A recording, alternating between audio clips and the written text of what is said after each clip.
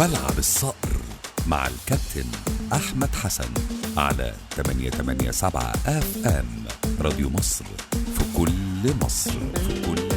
ملعب الصقر ملعب الصقر علي علي علي.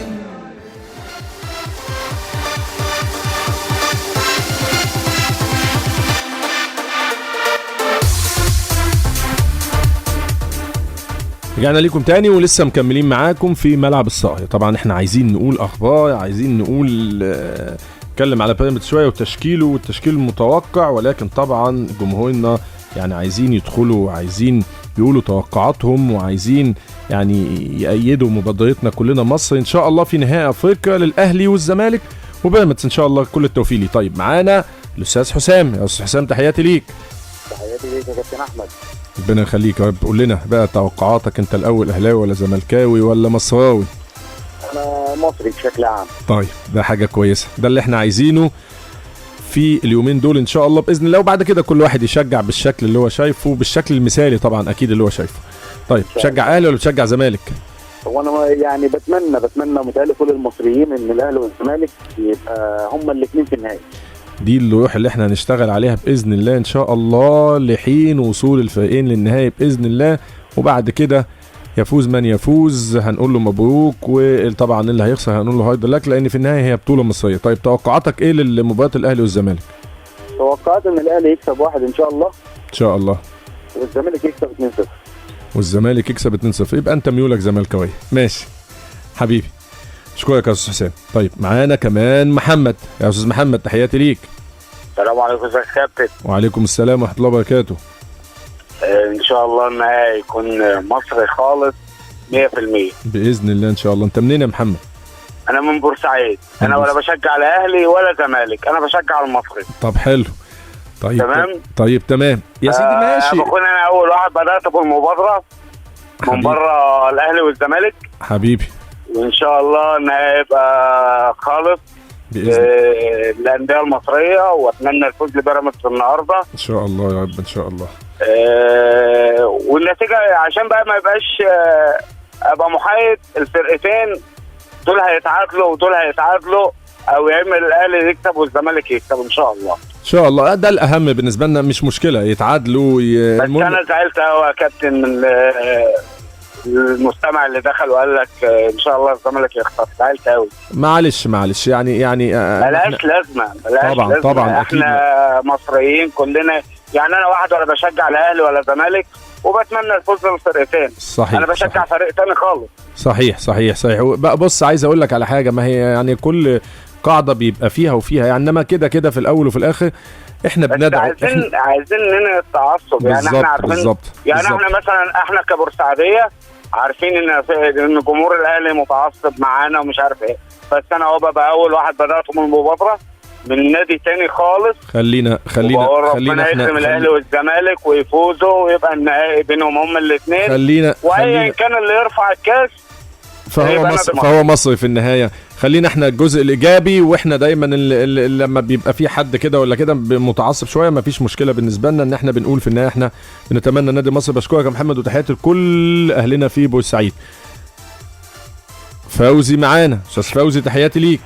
تحياتي للكابتن احمد حسن. ده النهارده يوم عيد اقسم بالله يا حبيبي. ربنا يخليك. اقسم بالله. ربنا يخليك يا رب، ده شرف لينا والله. الله يخليك. عندي سؤال وعندي رجاء وهتوقع. انا عارف انهم 3 حاجات بس سريعا يعني. يلا سريعا. حاضر. نهضة اغادير ولا حسنية اغادير اللي كسب؟ نهضة بركان ولا؟ لا اللي كسب نهضة بركان. تمام. رجائي بقى يا ريت سيادة اللي هو يكون سامعني، يكون في مدرج خاص للمكفوفين في نهائي افريقيا. طيب ده شيء كويس، يبقى نتمنى ان شاء الله ان يكون في مدرج خاص ان شاء الله في النهائي. لو تم مشجعين يبقى فيه للمكفوفين ان شاء الله مدرج خاص، ندعو لده باذن الله ان شاء الله. يا ريت حضرتك. النهائي هيكون بين الاهلي والرجاء. ليه كده بس؟ اما هو التوقعات كده. طيب ماشي. يعني بس احنا بنتمنى اهلي وزمالك ان شاء الله. تقريبا ده يا ريت، بس هو التوقعات كده، لان الرجاء لعب في الشوط الثاني جامد. معلش بس المباراة العودة والزمالك عنده حظوظ كبيرة ان شاء الله باذن الله في حالة احراز هدف، اعتقد ان هو حسم اللقاء لصالحه ان شاء الله. ماشي حضرتك، ده انا سعيد بلقاء حضرتك جدا. بشكرك جدا يا استاذ فوزي. معانا الاستاذ محمد.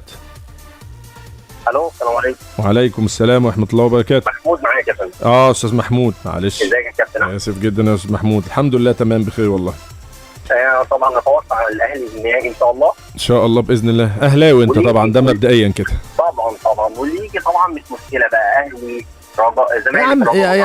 يا استاذ محمود احنا عاملين مبادره بنقول كلنا مصر في نهائي افريقيا ان شاء الله باذن الله.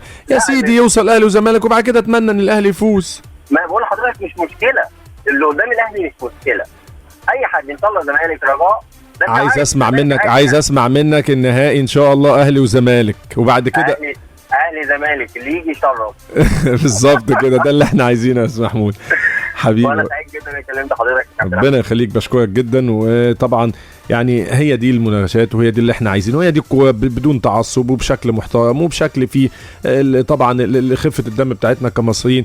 يعني كل دي حاجات كويسه، وكل لما يبقى فيه مناوشات محترمه بشكل محترم ده مقبول.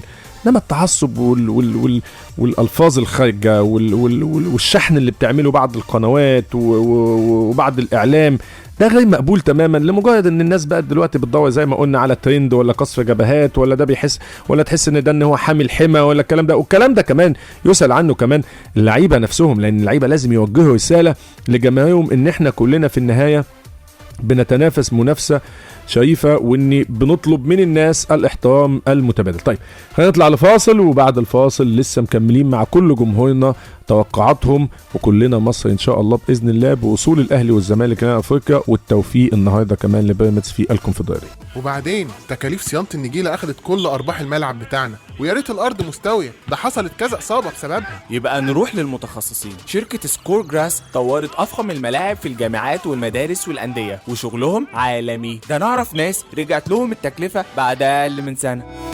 اعمل أو جدد ملعبك بأحدث وأجود أنواع النجيل الصناعي من الجيل الرابع من سكور جراس بخصم يصل ل 50%.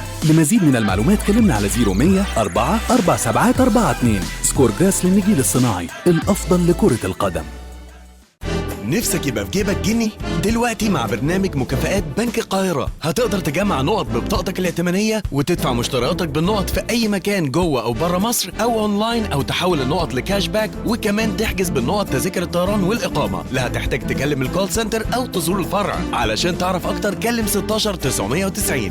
تطبق الشروط والأحكام. بنك القاهرة، فرص بلا حدود.